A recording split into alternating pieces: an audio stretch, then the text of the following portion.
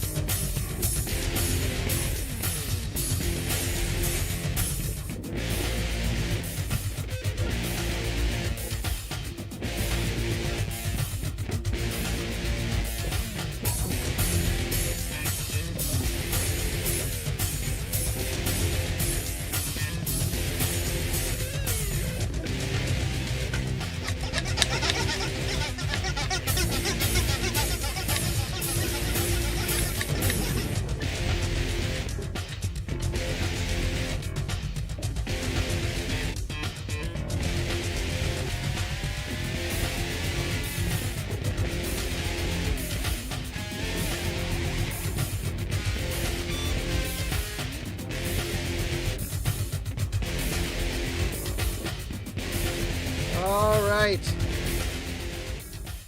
All right, let's turn that down. And hello, everybody. It is Saturday, November the 15th, 3 o'clock in the afternoon here in Ohio. Let's see, so that means it's noon in California. And wherever you're at, it's different. Like, say, in London, I believe it's 9 o'clock. And in Germany, it's 10 o'clock or something like that, or it's close. But wherever you are, it's your time. And this is Bill's Box of Sound, and I am Bill. Oh, okay, Miss U's in Arizona. Okay, I think I knew that already. So let's see. I believe you're either on Mountain Time or Pacific Time. I know that in Arizona they got a thing where they don't do daylight savings time. So it's one o'clock in the afternoon. Okay, so you're pretty much on Mountain Time. Cool. All right. That's good. Here we are. It's weird. We usually have this show on at 10 o'clock in the evening, my time, simply because it's convenient for me. But we usually don't have shows when there is a Ohio State University football game in the evening. So what we do is we either don't have a show or we do an afternoon show, which is what we have right now. Now, this is very convenient for our people outside of the U.S. because it's a little bit easier for them to watch. I don't know. Now, in Japan, it's not that easy to watch because it's like 4:30 in the morning. But, so, all right, what we got to do is we've got to get the Diet Coke flowing because that's the drink. And we got some little noise. Let me move the microphone a little bit. Do some ASMR. Let's see. Miss you weren't in the in what should I say in the peanut gallery at Grown Man Record Night last night. We kind of missed you. It was a fun show. Watched every Friday night. I watch. Oh, let's see. You got to have that there. You see, believe it or not, we got two different kinds of streams going. Okay, whether you are watching on a computer or you're watching on your phone like this, or like this, you are able to watch us. It's this brand new thing with StreamYard, my streaming partner. And yeah, it's not very exciting. So yeah, you can watch either your phone is this way or that way or whatever. I'm trying it out. So what can I say? Man, we got 16 people in the chat room. Here's to you, my friends. Always first in the chat room, John Fradley. Good to see you, my friend. We got Miss You, as I said before. Good to see you. Hey, Barry, good to see you. KS in Germany. Klaus, nice. And what else we got here? Paul Ayers, North Carolina vinyl picker. Fantastic. Good to see all of you folks. And thank you for joining me on this Saturday afternoon. Whew. Now, I was also talking about possibly doing a Twitch session where I played music after this. That's not gonna happen today. Why? Well, because I gotta make dinner. And I'm not. I mean, it would be interesting if I took the laptop up to the kitchen and just had it on while I make deli sandwiches for everybody. That would be kind of amusing. But no. That's not close enough to music. We talk about music. So there we go. All right. What we got going on? Let's start with new arrivals here in the house. We're going to. I talked a little bit about this last week. I got the new Dolby Atmos version of the XTC drums and wires, which has a lot of the stuff that the regular 5.1 version did. And then I also got the Skylarking one. Now, I have not listened to these in Atmos yet. I've been playing around with the placement of my speakers in the other room, which is the home theater room. And hopefully I've got it to the point where the height sounds will definitely sound higher and aimed up at the ceiling to create a whole immersive sound setup. I've calibrated the speakers, but I just haven't had the time to sit down and listen to either one of these. It'll be interesting, but one complaint I do have about these is the way that they're packaged. The original 5.1 surround series package had a nice thick package with little trays that the CDs and Blu-rays went on. But these, they come in these little plastic things, you know, kind of like on a lot of albums that I have. I've got similar types of bags, but you gotta open this up and pull this out here, and then when you open it up, the booklet falls out of the middle. Now I stuck it inside of one of these sleeves here, so. And you know, the good thing about these is they are not really expensive like the super deluxe box sets that come out, and it's like having an entire boxed set of music on a disc. So that's what I like about these. So let's put this on here, and I'll put these away for later. And let's see, what was I looking at? Oh yeah. I guess that Stephen Wilson also did the Atmos mix for the Phil Collins No Jacket Required album, which I'm probably not going to pick up because I've got the original and I'm happy with it. But there was an interesting interview with him on YouTube on the Phil Collins channel where he talks about, you know,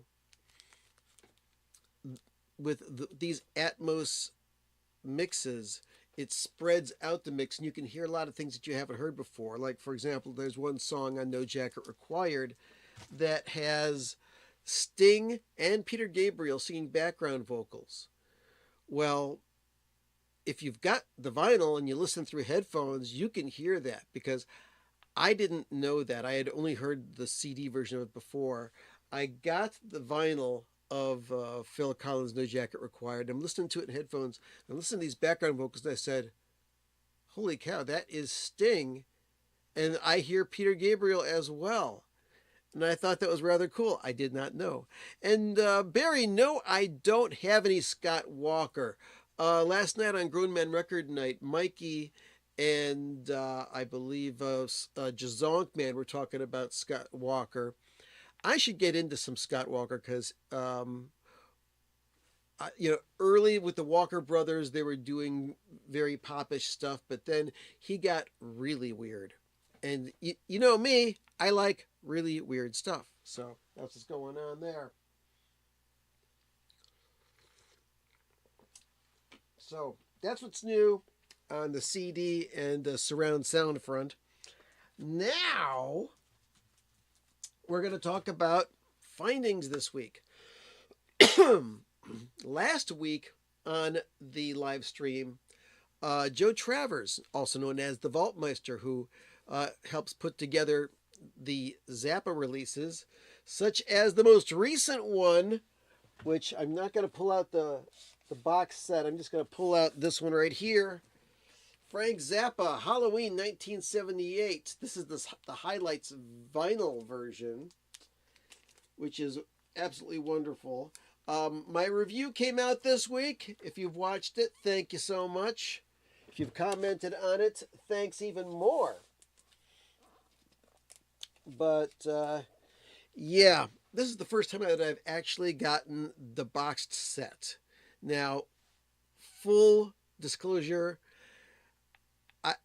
I got a complimentary copy of it from Universal, and I thank them so much.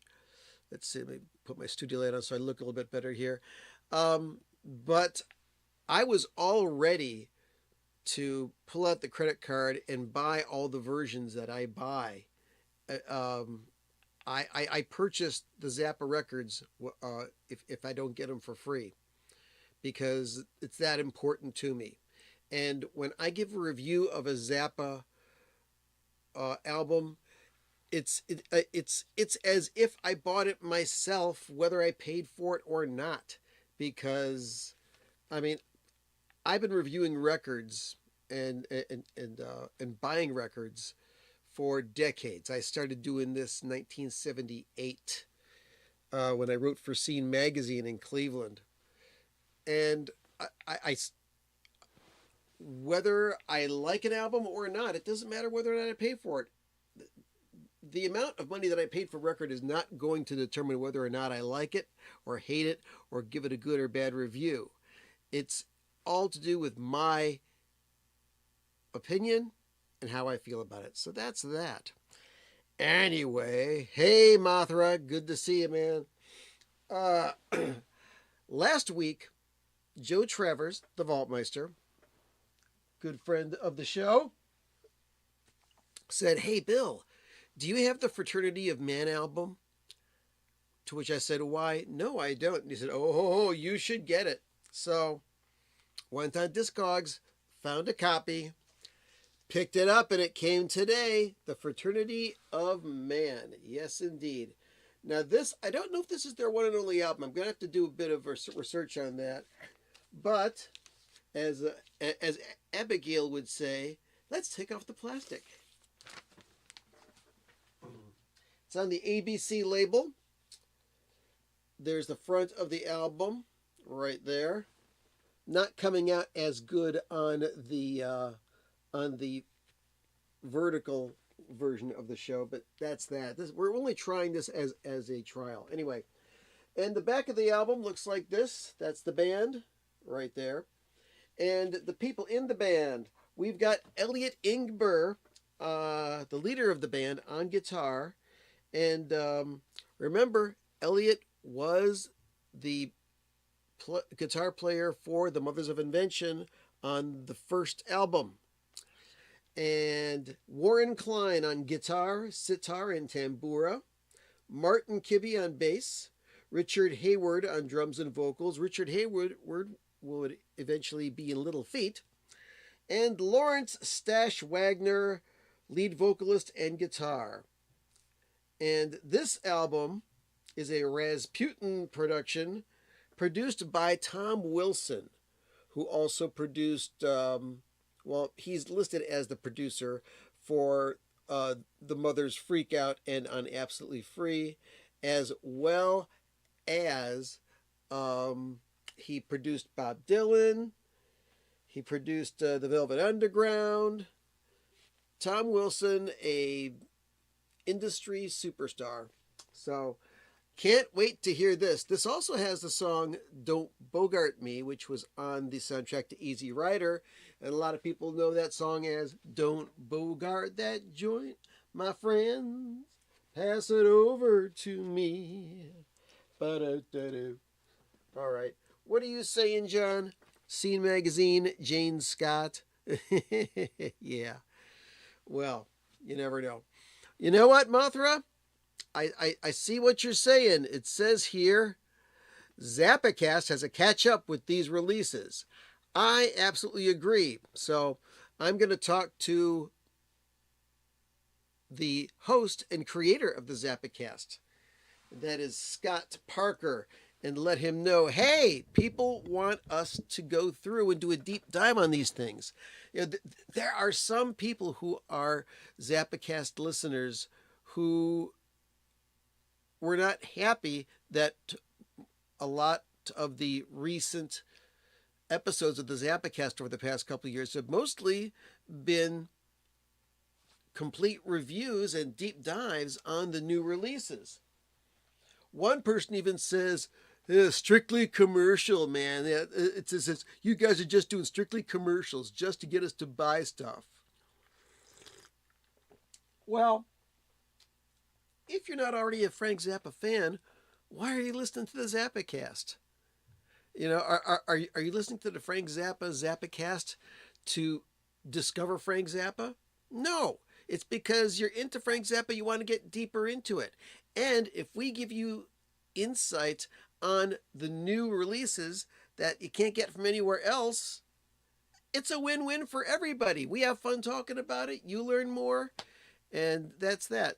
So we recently did a episode about the Impossible Concert, which is something that you can't buy in a store. So you people yelling and screaming, shut up. Hey, Mark Patrick Bihar, good to see you. Yes, much better time for you in France. Good to see ya. Good to see all of you, my friends. But anyway, you say Scene Magazine, Jane Scott. No, Jane Scott did not write for Scene Magazine.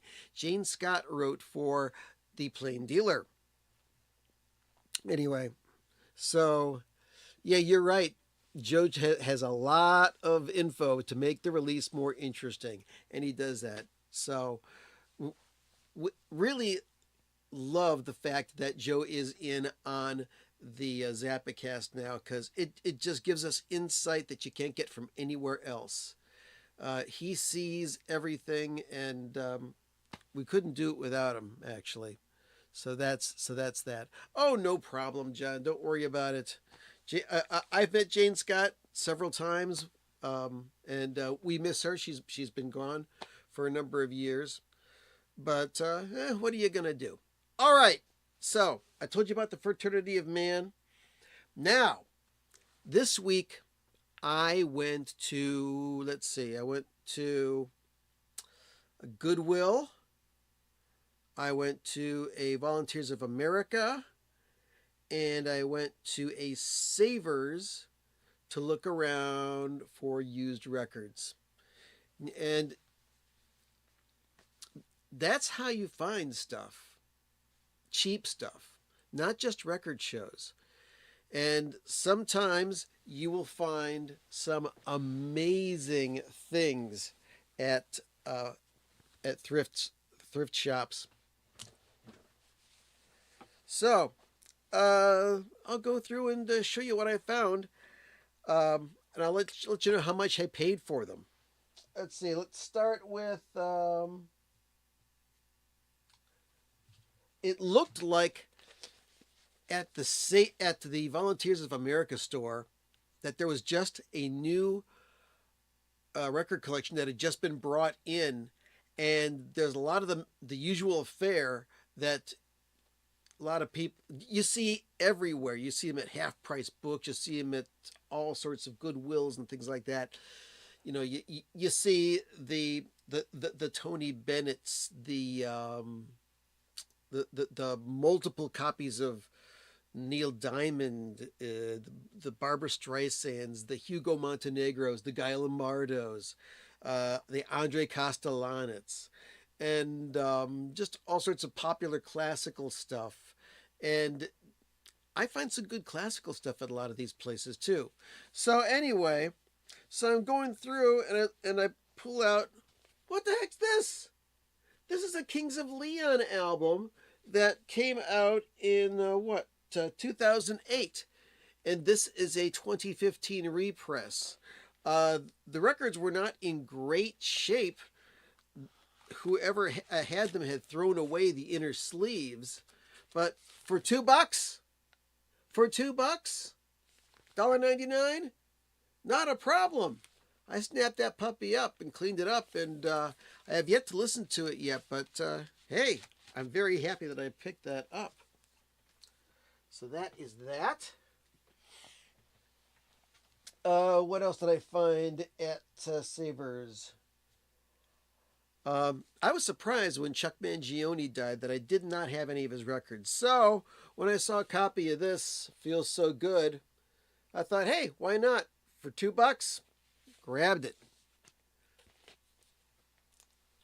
Good to go here. What else did I find there?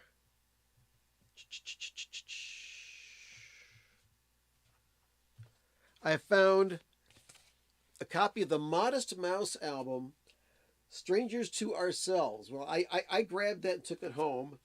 The sleeve is completely roached and wasted, but for $2, I'm not going to complain. Now, I found out after I got home that this is a 2-record set and only one of the records is there. But for $2, it's a good way to familiarize myself with the band Modest Mouse, which I'm not that familiar with to begin with. But you know what? Listen to this the night before last. Damn, this is a good record. I'm going to seek out the full version of this and pick it up. Yeah, very good Modest Mouse album called Strangers to Ourselves. So, yeah, happy I picked that up for $2. Okay, so then I'm going through the 3 or 4 bins of records that they have. And I see something I've never seen before. I'm thinking, what the hell is this? Time, it says. And then I take a look at the spine, and the name of the band is T period I period M period E, which I found out stands for Trust in Men Equally, or Everywhere. And this is their second album. It's called Smooth Ball, which I believe pertains to the Oath, which they call it the Earth, which is a dumb kind of name, but they named it right because we behave the same. We are dumb all over. Anyway, that's a quote from a Zappa song. So I look at this and it's like, hey man, this looks psychedelic. And I opened up the gatefold, and oh yeah, this be some psychedelic stuff. This is on the Liberty label, and this came out in either late 68 or early 69. This is actually their second album. And I found out that this band had some members that went on to form the band Steppenwolf. So, went home, cleaned it up, was in really good shape, and this is good stuff. Very happy to hear this psychedelic masterpiece from the late 60s, Smooth Ball by Trust in Men Everywhere, or something like that. Let's see. Beer and Vinyl. Hey, good to see ya. It says, Modest Mouse is fantastic. We were dead before the ship even sank, and good news for people who love bad news are fabulous. Yeah, cool. But yeah, I had never seen this before. I don't know if I'll ever see it again. Picked it up, very happy. For $1.99, I ain't gonna complain. So that was my haul from Savers. And let's see. No, not from Savers, from Volunteers of America. But then I went to Savers, and let's see. I found 2 records, I believe. Both classical, but they were in really great condition. We've got an RCA Living Stereo, Beethoven's Concerto No. 5 with Arthur Rubinstein, Joseph Cripps, and the Symphony of the Air. And not only is this in really good shape, very good plus, it is also a living stereo shaded dog. Check that out. This is probably pressed in 1959. Maybe this is a later version or a repress of it. But I don't have a decent copy of Beethoven Concerto No. 5 on vinyl in my collection. Now I do. And also in there I found... hold on a second. For only $3, this boxed set of Stravinsky conducting his ballets, Firebird, Petrushka, and The Rite of Spring. And I cleaned this up last night. I haven't had a chance to listen to it yet. I'm wondering which versions these are. I know that I believe this specific box set came out around 1968. So let me pull out the this little thing here and talk about it. Let's see. Petrushka is the revised 1947 version. And it looks like Rite of Spring and Firebird are the regular versions, I think. Let's see. There's a lot more very extensive notes in here, so I'll eventually read those. But yeah, the records are in. Looks like they've only been played like once or twice. No scratches. So very happy to get on Columbia. Stravinsky ballets. Black Friday, hey Mothra? I'll be talking about I'll try to get that in before the end of the hour, because I am planning on going. And let's see, today's the 15th. In less than, well, in 2 weeks, or just one day short of 2 weeks, that's Black Friday. Yes, I am excited. If you watch a lot of VC videos, vinyl community videos, you've probably heard about this this stink that Matt from Too Many Records is making about being blocked out of the record store day party. And my opinion of that is that I don't watch a lot of the videos from Too Many Records. I used to, but I don't anymore. But the reason I don't watch him that much is because he does a lot of bad mouthing to Record Store Day. You know, he says, "Oh, I've been talking up Record Store Day for more than 10 years." Yeah, but you've also said a lot of derogatory things. You've got a store that sells mostly used records. Does he order new records as well, or does he just depend on the used inventory? I don't know. but he does a lot of pop-up stores and things like that. It's just that as a casual observer, Matt's been really talking down the Record Store Day thing for a long time. So for them to lock him out, I'm not going to completely say he's innocent and they've done him wrong. But I'm also going to say that, hey, you've said a crossword or two about Record Store Day. So I hope you eventually get put back on and you can carry Record Store Day things at your store. But, you know, they have to pick and choose because there's lots of stores that want the stuff. And stores that I go to sometimes are locked out. They were promised Record Store Day things and they didn't get them. But we'll talk more about Record Store Day Black Friday in a little bit. Hey, hello Kevin, and hello John Krautner. Two more dear friends. And Thumpfinger in the house. Yeah, good to see you all here this lovely Saturday afternoon. Okay, all right, so then I go into Goodwill and found a couple things that made my eyebrows go up and down. Very happy about it. But sometimes I'm too quick to buy things.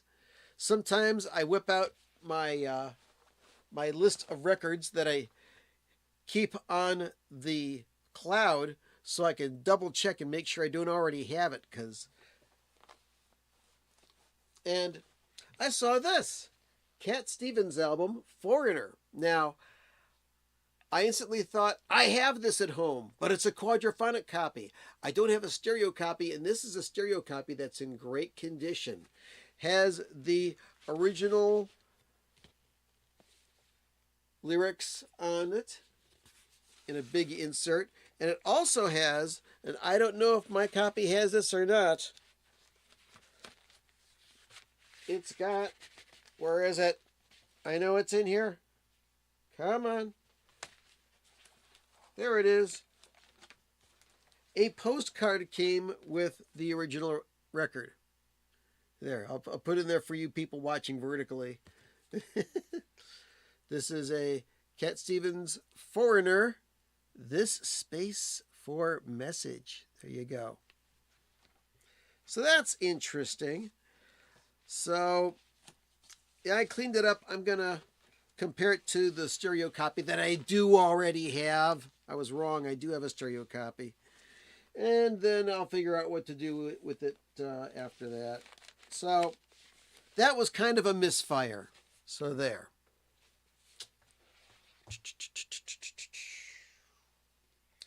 Okay. Coming up. Next. All right. Now this, kind of a guilty pleasure, but I have my reasons for buying this. Okay? All right. The Osmonds, Crazy Horses. Now, this is the second time that I bought a used copy of it. Because the first copy I had was so trashed and roached and warped that I couldn't play it. But I do like a couple of the songs in this album. This is the closest thing to a decent album as far as rock and roll is concerned that the Osmonds ever put out. And I want a good copy of this. But I bought this. I cleaned it up. It's a little trashed on the corner. Yeah, Crazy Horses is a great song. And it's a little bit stained in the corners. But I'm interested in getting a good copy of this record. So I got it. I cleaned it up. Record's in good shape. Except for the first song on sides 1 and 2, which are songs I wanted to listen to. Another misfire. I am still in my hunt for a decent copy of Crazy Horses. So there. Hey Mowgli, how you doing, Day Hiker? Good to see ya. All right. So here's some other things that I got from Goodwill. I got a copy of That's the Way of the World by D-Mob with Kathy Dennis. I got this because I like a number of Kathy Dennis's songs, like "Come On and Get My Love," "Move to This," and "Touch Me All Night Long." So this has, let's see, six different versions of "That's the Way of the World" by D-Mob with Kathy Dennis on vocals. So yeah, interesting. Thought I'd check it out. So that is, I believe, everything that I picked up. Oh, there's one other thing I got to talk about here.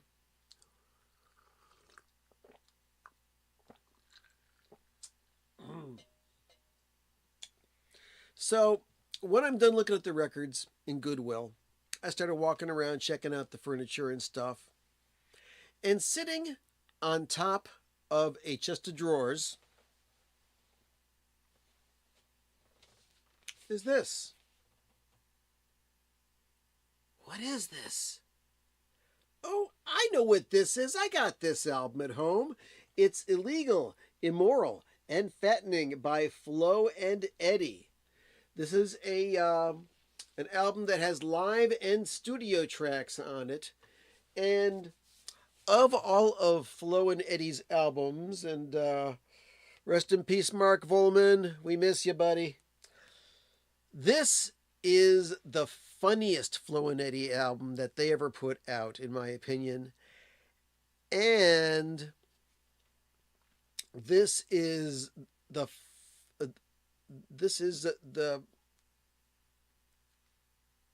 funniest and most rockinest and most closest to the stuff they did with Frank Zappa album that Flo and Eddie has done. So I said, you know what? For $250, I'm going to buy this and clean it up, and I'm going to have a contest. So stay tuned to the Box of Sound channel, especially on YouTube. I will be putting out a special video which will allow you to enter a giveaway, which I will give away this copy of Illegal, Immoral, and Fattening. I will give away a copy of my album by Spudlock. And lastly, I will be giving away the One Size Fits All 2-record set 50th anniversary sealed. Because remember I told you that sometimes I get promo copies, sometimes I don't? Well, I bought this and I didn't know that a promo copy was coming. And after I did the review, then this showed up at my door. So I'm going to pass it on, even though I already paid for this. I am going to be giving away this as well. One lucky viewer will be getting all 3 of these. So stay tuned to Box of Sound. I'm going to have a special thing where you can enter a giveaway to get those records for free. And Barry says, let's see, there's a Michael Jackson movie coming out in April. I saw a preview of that. We'll eventually talk about that. Let's see, and also John says, don't feel sorry about listening to the Osmonds. They have enough good songs to enter the gates of heaven. All right. Interesting.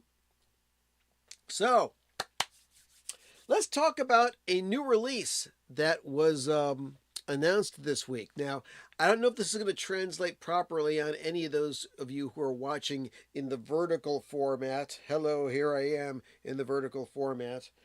But you might want to. So let's see if I can share that page. Let's see, share screen. Let's go to this here. Share that, and let's see what it looks like. Let's do this here. There it is. Okay, so this is the John Coltrane 1960 to 1964 mono box that was just announced by Rhino High Fidelity, a 6-record boxed set for $250. Now, this box will have mono copies of the following albums, of which I have all of them in stereo. We've got Giant Steps, which is fantastic. One of the first truly jazz albums I ever bought, and I love that album all the way through. All right. Coltrane Jazz is on there. That's album number 2. Album number 3 is John Coltrane, My Favorite Things. Probably one of the most popular John Coltrane albums, along with Giant Steps and also A Love Supreme. So that's album number 3. Number 4 is Ole Coltrane, which might have been seen as cashing in on the Sketches of Spain popularity that Miles Davis did. But still, this is a great album. It's got Ole on side 1, Dahomey Dancin' Aisha on side 2. Great album. Got Coltrane Plays the Blues, which I got back in 2010 from my wife. And last but not least, and very interestingly, Coltrane's Sound. Now, this is my Rhino Hi-Fi copy that I purchased. This is one of the first issues of the Rhino Hi-Fi series. And now they're putting it out as a mono, as part of the boxed set. And very interesting. Let me bring it back onto screen here. Let's see here. Boom. Okay. So I'm going to go and I'm going to zoom in on the actual sets here. Okay. So it shows that it is in mono. A big boxed set. And it is Rhino High Fidelity. Now, the interesting thing is these are all going to be gatefolds. And there's limited to 2,000 copies. And the outside covers are going to be the French sleeves for these. Instead of Giant Steps, we get Les Géants de Ténor. We got Coltrane Jazz with a different picture on the front. My Favorite Things with a different photo on the front. Ole Coltrane, a different styled version of this Atlantic album. Je les Blues instead of Coltrane Plays the Blues. And Coltrane Sound with a different design on the cover. These were the original sleeves that were on the French versions of these albums. So, yeah, very cool. Let's put me back on screen here. So, if you're a Coltrane completist and you love the mono versions of these albums and you've got $250 to burn, yeah, this is interesting. But definitely not something that I am interested in. But it's interesting that they're doing that as a boxed set, and you won't be able to buy them individually, at least not yet. So we'll see what happens. So, very interesting. Misuse thinks that the title BIH is an acronym for Bill is Here. Actually, it's not, but I like the way you're thinking about that. The word BIH actually came from me sitting in a restaurant watching traffic go by on a street and seeing a plastic bag being blown along the street by the wind. It was an empty plastic bag. And then every once in a while a car would zoom by and the bag would go flying in the air. And I'm thinking, if that bag were talking, what would it be saying? Well, as the flag was going around, as the bag was going around on the street, He was saying, "Boo, boo, boo, boo, boo," as the wind blew it along. And then, as a car zoomed by and it went wafting up in the wind, it would go, "Boo, boo, boo, boo, boo, boo, boo, boo, boo." So it just became a word that I used. So that's that.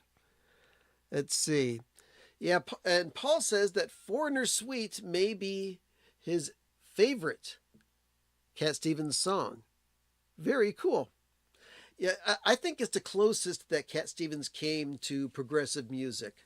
I really dig it as well. It's probably my favorite Cat Stevens album, and along with Teaser and the Firecat and Tea for the Tillerman, the three most essential Cat Stevens albums in my opinion. So that's that. Oh, we got 15 more minutes. What are we gonna do?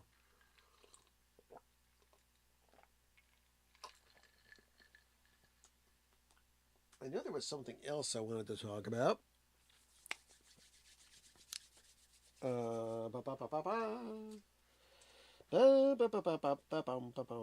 Oh, since John Krautner is in the house, I want to talk about his album.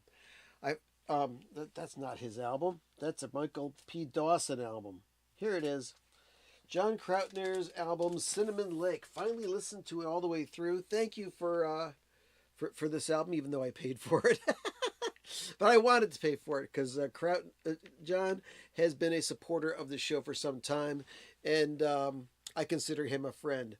But finally got to listen to this album, and I listened to this album. I put this album on my phone and listened to it, and rather soothing listening. I listened to this while I was on my daily walk, and this is very suitable listening for if you want to relax and just have some good songs to get you through the day.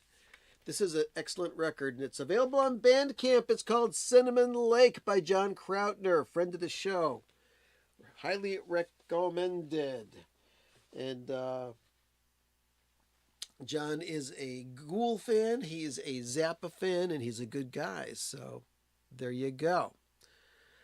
Oh, yes, Buddha. Yeah, Buddha in the Chocolate Box. That's not bad either. That's not bad either. I do believe I have a copy of that as well. So let's see. What else is going on in this world? As I've said before, I now am a percussionist in a concert band, the Cleveland Pride Band, which celebrates all things of all people, to all of my brothers and sisters and siblings in the LGBTQ plus community. I am an ally. That's why I joined the band, and also because I have relatives in the band. So there. Even though I'm true myself personally completely straight, I support my friends in the LGBTQ community. So that's why I joined the Pride Band, and they're a bunch of good people. Had a lot of fun, and I talked about this vibraphone part that I've been given, and I've been practicing. So it's scary, but with my trusty keyboard here and armed with GarageBand on the Mac, using a vibraphone sound and searching the interwebs for a copy of the song that in question that I am learning the vibraphone part to, I will succeed. We'll get that going. Yeah. Oh, you gotta love it. Oh, what are the and you know what? Since that Coltrane box set has been announced, I've been listening to these albums over again. I listened to a Coltrane Jazz this week. Man, what a great record. Just can't get enough John Coltrane, folks. So that's what's new. Let's see. Any new things going on, headlines in the music world? I see that Weird Al Yankovic has announced that he is going to be continuing his bigger and weirder tour and doing 60 more dates next year. They're going to announce the actual locations on Monday, so that'll be a lot of fun. Let's see. What's your setup in the band? Let's see. Well, I play percussion.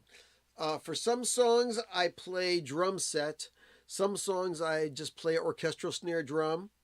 I play chimes since it's a Christmas concert we're doing soon.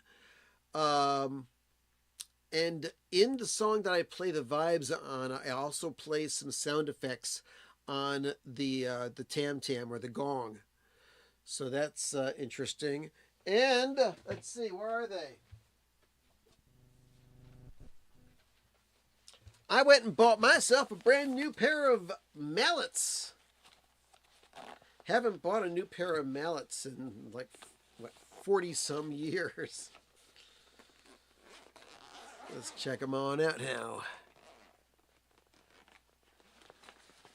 Here we go.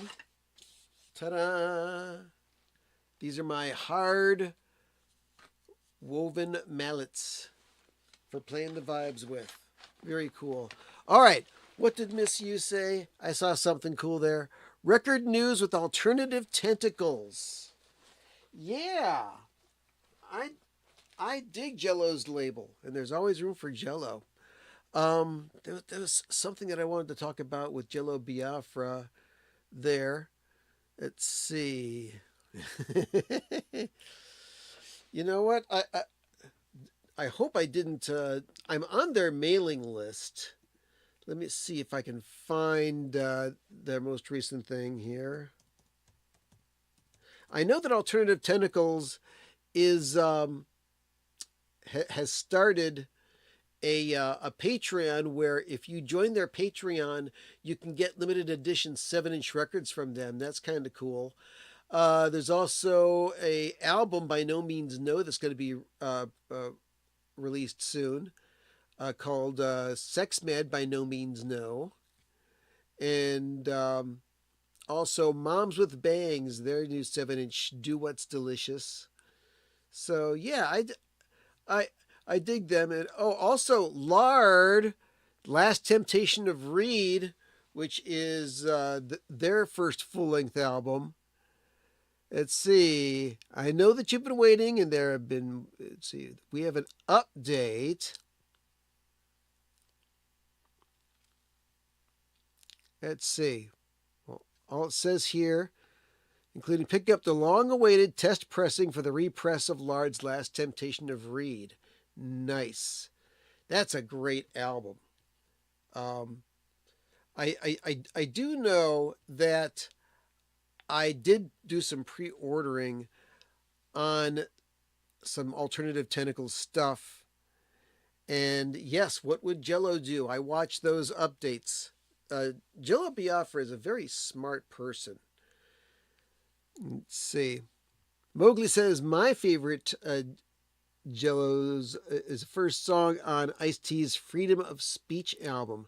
It's called Shut Up, Be Happy, and it contains Black Sabbath samples. Nice. Fantastic. So, all right, that's about all that we really have time for. Believe it or not, I have to go and eat something because my blood sugar's zooming down.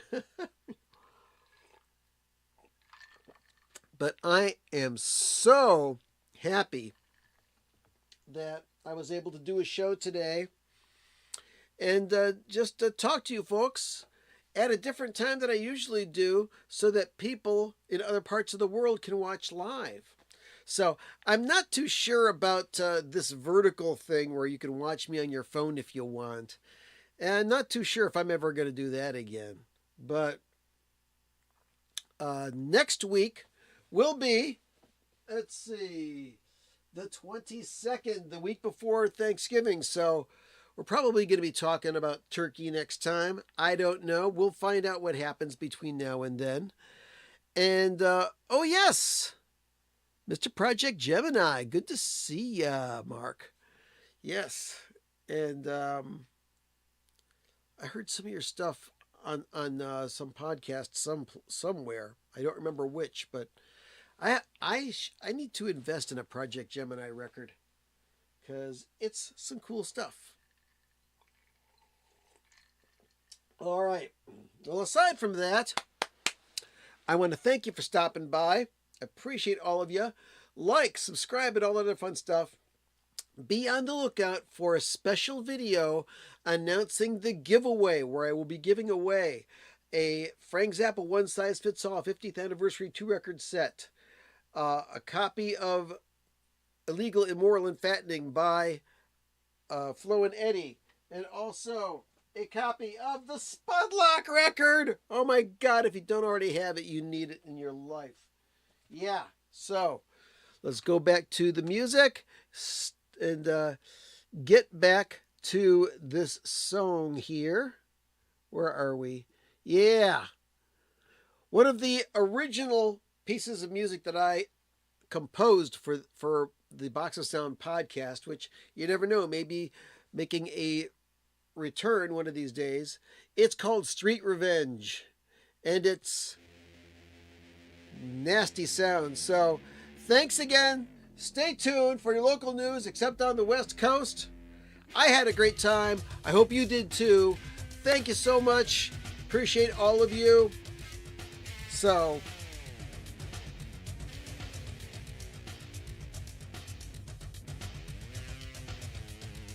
rock on by and go listen to some music, why don't ya?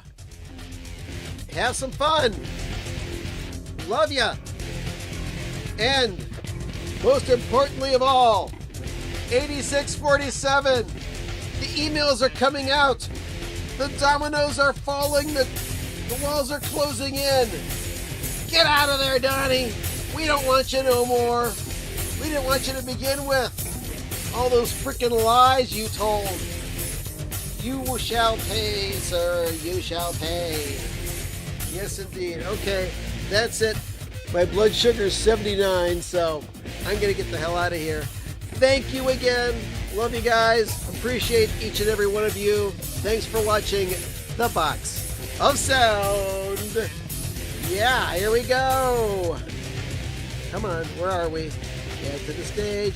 There we go. Later.